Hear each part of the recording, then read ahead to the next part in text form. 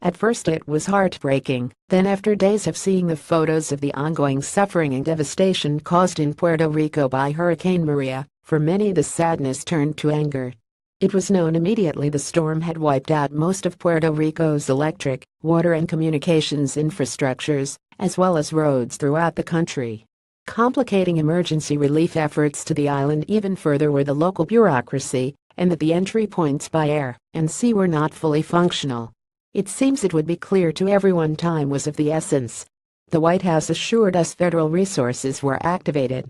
But within days we heard these messages from friends and relatives on the island, and through the news no help yet. We are desperate, no water, food running out, medical supplies low. Finally, 5 days after the storm and his NFL Twitter feud, Donald Trump, the person who is responsible for the welfare of all Americans, stood behind the presidential podium and fraudulently declared emergency efforts were going well in Puerto Rico. Why then had frantic residents in one town made a large SOS sign hoping it would be spotted from the sky so water and food could arrive? Or, why did a woman in Quebradillos rush to a news reporter landing in a helicopter, crying and hugging her almost a week after the storm? Members of the news crew were the first outsiders who appeared. How had they managed to get there, but not emergency crews? There are many heart-wrenching examples of this administration's seemingly callous attitude toward our fellow citizens in Puerto Rico.